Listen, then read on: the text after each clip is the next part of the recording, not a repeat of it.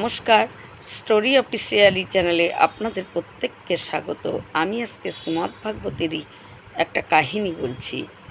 ধনঞ্জয়ের পুত্র মিক, তিনি রাজা ছিলেন এবং তিনি খুব দান করতেন। তিনি ব্রাহ্মণদেরকে গরু দান করতেন, ঋষিমুনি যারা যজ্ঞ করত তাদেরকে গরু দান করতেন এবং যেই সব গরু দুধ দিত সেরকম গরু তিনি দান করতেন। এবং এছাড়াও তার অনেক অসহায় ব্যক্তিকে তিনি অর্থ দিয়ে সাহায্য করতেন। তিনি দানের ব্যাপারে তিনি কখনো পেছনে ফিরে যেতেন না, কারণ দান তার মুক্ত হস্তে তিনি দান করতেন এবং তিনি লক্ষাধিকের বেশি গরু দান করেছেন। ব্রাহ্মণদেরকে গরু দান করেছেন, ঋষি মুনিদেরকে গরু দান করেছেন এবং এছাড়াও তিনি জলাশয় অনেক কিছু ভালো ভালো কাজ করেছেন। একদিন তিনি এক ব্রাহ্মণকে গরু দান করেন এবং ব্রাহ্মণ যখন সেই গরুটি রাজার দান করেছে সেই গরুটিকে নিয়ে তিনি যাচ্ছেন বাড়ির দিকে, তখন দেব শর্মা নামে আর একজন ব্রাহ্মণ, তিনি 4 দিন ধরে গরু খুঁজে পাচ্ছে না। তিনি তার গরুকে খুঁজেই যাচ্ছেন, কিন্তু ব্রাহ্মণ যখন গরু নিয়ে যাচ্ছে রাজার থেকে, রাজার দান করা গরু নিয়ে, তখন দেব শর্মা সেই ব্রাহ্মণকে দেখতে পায় এবং ব্রাহ্মণকে দেখতে পায় যে ব্রাহ্মণ তার গরু নিয়ে যাচ্ছে। দেব শর্মা তার কাছে আসে, এসে বলে, ও আমি 4 দিন ধরে গরু খুঁজে যাচ্ছি, গরু তুমি চুরি করেছো? তখন সেই ব্রাহ্মণ বলে, আমি তো গরু চুরি করিনি। বলে, তুমি এই গরু পেলে কোথায়? বলে, এই গরু আমাকে রাজা দান করেছে। কিন্তু দেব শর্মা বলে, এত ভালো রাজা, সে কোনো দিন গরু চুরি করতে পারে না, তুমি গরু চুরি করেছো, এবং তাকে জোর করেই চোর বানানোর চেষ্টা করছে। কিন্তু ওই ব্রাহ্মণ অনেকবার বলছে যে আমাকে রাজা দিয়েছে গরু, আমি চুরি করিনি। তখন ওই ব্রাহ্মণকে যখন দেবশর্মা জোর করেই চোর সাজানোর চেষ্টা করছে, তখন ব্রাহ্মণ বলে যে তাহলে আমাকে যেরকম আপনি বিশ্বাস করছেনই না, তাহলে চলুন রাজার কাছে এবং সেখানে গেলেই আপনি সত্যিটা জানতে পারবেন। তখন দেবশর্মা কী করে, ওই গরু আর ওই ব্রাহ্মণ আর দেবশর্মা 3 জনে মিলেই রাজার কাছে যায় এবং রাজাকে গিয়ে বলে যে আপনি কি এই ব্রাহ্মণকে গরু দান করেছেন? রাজা বলে, হ্যাঁ, এই গরু আমি ব্রাহ্মণকে দান করেছি। তখন দেবশর্মা ব্রাহ্মণ বলে, এই গরু তো আমার, আপনি কি করে দান করলেন? এই গরু তো আমার। তখন রাজা অবাক হয়ে যায়। রাজা বলে, এই গরু আপনার? কিন্তু আমি তো এই গরু আমার গোয়াল ঘর থেকে নিয়ে ব্রাহ্মণকে দান করেছি। আসলে কি হয়েছিল, রাজার তো অনেক গরু ছিল এবং রাজার অনেক বড় গরু, মানে গোয়াল ঘর, গরু যেখানে থাকতো, এবং অনেক গরু ছিল। আর ওই গরুগুলোর সঙ্গে মিশে দেবশর্মার ব্রাহ্মণের গরু ওই রাজার গরুদের সঙ্গে মিশে সেও ওই গরুদের দলে সেও রাজার বাড়িতে চলে আসে এবং 3-4 দিন ধরে রাজার বাড়িতেই সেই গরু ছিল। কিন্তু রাজা এই ব্যাপার কিছুই জানে না এবং কেউ জানে না। তাই রাজা গরু দান করেছে ব্রাহ্মণকে, আর সেই গরুটি ছিল দেবশর্মার। কিন্তু তখন রাজা বলে যে আমি ব্রাহ্মণকে যেরকম আপনার গরু দান করেই ফেলেছি, তাহলে আপনাকে আমি 1000টা গরু দিচ্ছি এবং আমি ব্রাহ্মণের থেকে আর দান ফেরত নিতে পারবো না, এতে আমার অনেক পাপ হবে। কিন্তু দেবশর্মা ব্রাহ্মণ সে কিছুতেই রাজি না। সে বলে, আমাকে 1000টা কেন, তার বদলে যদি আমাকে আরও আপনি গরু দেন আমি তবুও নেব না, কারণ এই গরু আমার খুব প্রিয়, এই গরুকেই আমি ভালোবাসি এবং এটাই আমার প্রিয় গরু, আমি একেই নেব। তখন রাজা আর কী করবে, রাজা তখন ওই ব্রাহ্মণের থেকে তার দান ফিরিয়ে নেয়, সেই গরুটি রাজা নিয়ে নেয় এবং সেই গরু আবার দেবশর্মাকে দিয়ে দেয়। আর যাকে গরু দান করেছিল রাজা দেবশর্মা, তাই সেই ব্রাহ্মণকে রাজা বলে যে আপনাকে আমি 1000টা গরু দিচ্ছি, সঙ্গে অনেক ধন সম্পত্তি দিচ্ছি, আপনি এগুলো নেন। কিন্তু ওই ব্রাহ্মণ বলে, আমি গরুও নেব না, ধন সম্পত্তিও নেব না, বলে সে রাজার বাড়ির থেকে খালি হাতে বেরিয়ে চলে যায় এবং দেবশর্মা কী করে, তার নিজের গরু নিয়ে সেও চলে যায়। তারপর যখন রাজার মৃত্যু হয়, তখন যমলোক থেকে 2 জন দূত এসে রাজাকে নিয়ে যায় যমের কাছে এবং ওই রাজাকে দেখা মাত্রই গুপ্ত সে বলে উঠে, এ তো পুণ্য আত্মা, এর অনেক পুণ্য আছে। তখন যমরাজ বলে, এর পুণ্য আছে এটা ঠিক, কিন্তু এ অন্যের গরু নিয়ে দান করেছে ব্রাহ্মণকে, আবার ব্রাহ্মণের থেকে দান ফিরিয়ে নিয়েছে, এর জন্য এর পাপও আছে। তখন ওই যমরাজ তাকে একটা সুযোগ দেয়, যে বলে যে তোমাকে আমি একটা সুযোগ দিচ্ছি, তোমার অনেক পুণ্য আছে, তুমি উত্তম স্বর্গলোক লাভ করবে, আর তোমার পাপও আছে, কারণ তুমি অন্যের গরু দান করেছো, এটা তোমার পাপ, আবার ব্রাহ্মণের থেকে গরু তুমি দান করে সেই দান তুমি ফেরত নিয়েছো, এটাও তোমার পাপ, তাই তোমার পাপও আছে পুণ্যও আছে। এবার তুমি বলো, তোমাকে আমি একটা সুযোগ দিচ্ছি, তুমি কোনটা আগে ভোগ করতে চাও? তখন ওই রাজা বলে, আমি আগে পাপটাকেই ভোগ করব।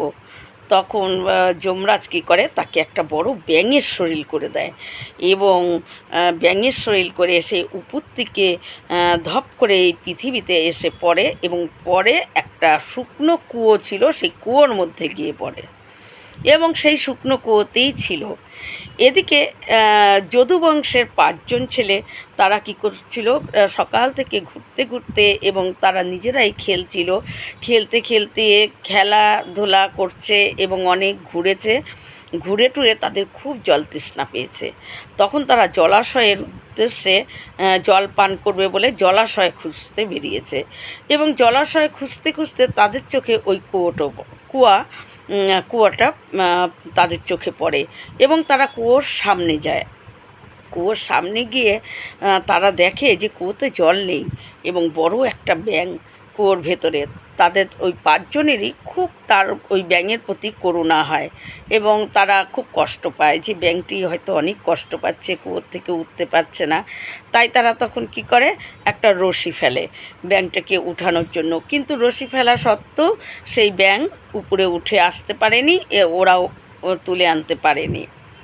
তখন ওই 5জন যদুবংশের ছেলে এসে কৃষ্ণকে এই কথা বলে যে, আমরা একটা কুয়ো দেখলাম, কুয়োর মধ্যে জল নেই, এবং খালি একটা ব্যাঙ পড়ে আছে, আর ওই ব্যাঙটিকে আমরা উঠাতে চেষ্টা করলাম কিন্তু পারলাম না।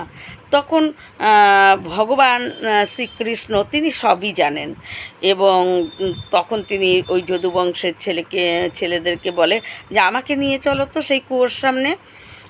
তখন যদুবংশের ওই 5জন ছেলে কী করে, ভগবান শ্রীকৃষ্ণকে সেই কুয়োর সামনে নিয়ে যায়, এবং ভগবান সেই কুয়োর মধ্যে উকি দিয়ে দেখে, হ্যাঁ সেই ব্যাঙ আছে। তখন ভগবান নিজের হাতটাকে লম্বা করে কী করে, ওই ব্যাঙটিকে হাত দিয়ে বাইরে বের করে আনে, এবং ভগবানের স্পর্শ পাওয়া মাত্র সেই ব্যাঙ স্বর্গের দেবতার মতো রূপ ধারণ করে।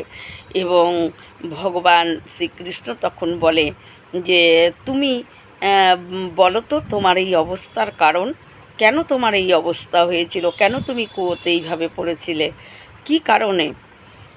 কিন্তু তখন সেই রাজা আর কি, যে নাকি ওই ব্যাঙ যখন ওই যে স্বর্গের দেবতার মতন তার রূপ হয়ে গেছে, সে তখন বলে যে, প্রভু হে দয়াময়, আপনি তো সবই জানেন, এবং আপনি এটাও জানেন যে এই পৃথিবীর যত মানুষ আছে প্রত্যেকের অন্তরের কথা আপনি জানেন, এর পালনকর্তাই আপনিই সৃষ্টি করেছেন, আপনিই পালন করছেন, আপনি তো সবই জানেন, এবং তাও আমাকে আপনি জিজ্ঞাসা করছেন।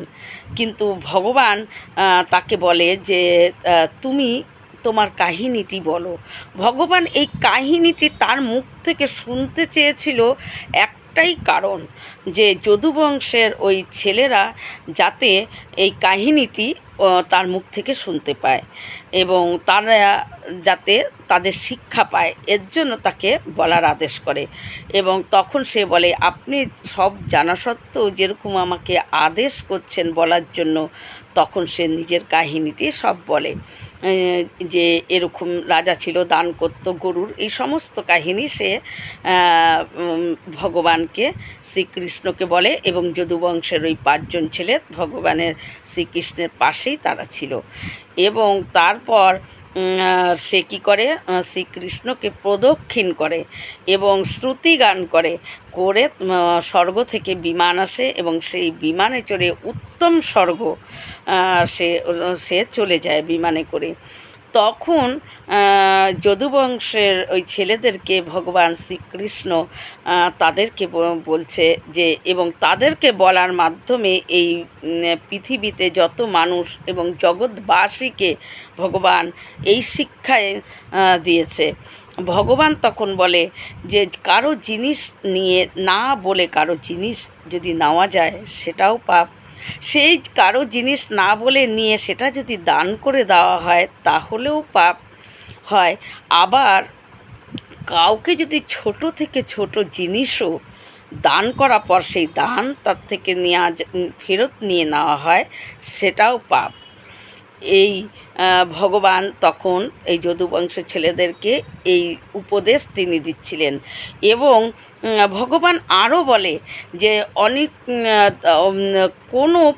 অনেক শতপুণ্য কাজ করলেও করার পরও যদি কেউ একটা খারাপ কাজ করে ফেলে এবং তাহলে সে যদি ভাবে যে আমি 100টার উপরে আমি ভালো কাজ করেছি, একটা যদি আমার খারাপ কাজ ওই আমার ভালো কাজ আমার খারাপ কাজকে নষ্ট করে দেবে, তাই আমার পাপ হবে না, এটা ভুল ধারণা।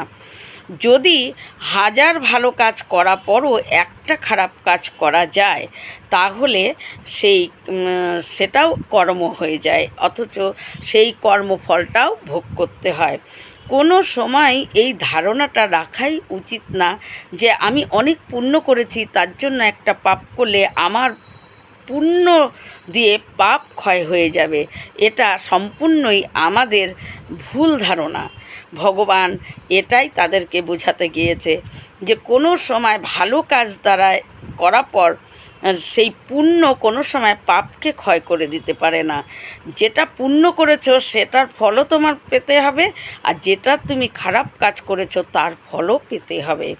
আর যখন নাকি ওই রাজা কে পৃথিবীতে ব্যাং শরীর দিয়ে পাঠিয়েছিল, তখন যমরাজ তাকে একটা কথা বলেছিল যে, তুমি পৃথিবীতে তোমার অপরাধের জন্য ব্যাং হয়ে যাও এবং যেদিন তুমি কৃষ্ণের স্পর্শ পাবে সেদিন তুমি আবার তোমার এই পাপ শেষ হয়ে যাবে, মানে পাপের ফল তোমার ভোগ করা শেষ হয়ে যাবে এবং তুমি উত্তম স্বর্গ ভোগ করতে পারবে।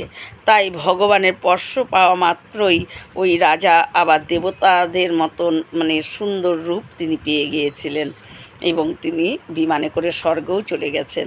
তাই এই কাহিনী থেকে ভগবান আমাদেরকে এটাই শিক্ষা দিয়েছে যে যদি আমরা কোনো ভালো কাজ করি তার ফলও আমরা পাবো, এবং যদি আমরা অনেক ভালো কাজ করার পরও একটাই খারাপ কাজ করি সেই খারাপ কাজের ফলও আমাদেরই ভোগ করতে হবে।